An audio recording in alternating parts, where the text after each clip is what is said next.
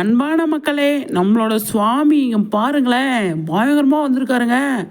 அவ்வளோ ஸ்டைலிஷாக உள்ளே வராரு, வந்துட்டார். ஷோவுக்குள்ளே வந்துட்டார். உள்ளே கூப்பிட்டு ஸ்டேஜ் மேலே ஏறி உட்கார வச்சுட்டாங்க அப்படிங்கிறதான். நம்மளோட லட்சுமி பிரியா சூப்பராக என்ட்ரி ஆகி உள்ளே வராங்க.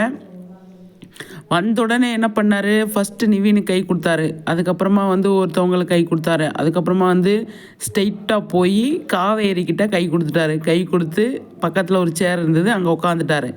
உட்காந்ததுக்கப்புறமா ஜூஸு அப்புறம் ஏதோ கொடுத்தாங்க, அதை வாங்கி சாப்பிட்டாரு. சாப்பிட்டுட்டு அப்படியே கொஞ்ச நேரத்தில் ஃபஸ்ட்டு கேள்வி ஃபஸ்ட்டு ஸ்டேஜ் மேலே ஏற்றுனது விஜய் காவேரியை தான். அவங்க 2 பேரையும் தான் ஏற்றிருக்காங்க. அவங்க 2 பேரும் தான் ஸ்டேஜ் மேலே ஏறி உட்காந்துருக்காங்க. சும்மா அப்படி பயங்கரமாக இருக்காருங்க. அவ்வளோ நல்லா இருக்குது. ஒயிட் அண்ட் ஒயிட்டில் வர்றது செம்ம. அந்த மாதிரி இன்னைக்கு கேள்வி கேட்க ஸ்டார்ட் பண்ணிட்டாங்க. என்னென்ன கேள்வி கேட்குறாங்க அப்படிங்கிறது இருக்குது.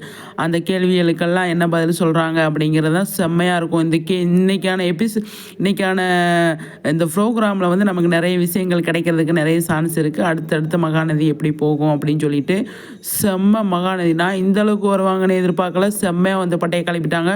போன தடவை பண்ண எஸ்எஸ் மியூசிக்கே இன்ன வரை பேசிக்கிட்டு இருக்காங்க. ஆனால் இது இன்னி தாங்குங்க. இன்னும் 500 எபிசோடுக்கு தாங்கும். அந்த அளவுக்கு சூப்பராக பண்ணியிருக்காங்க அப்படின்னு சொல்லி தோணுது.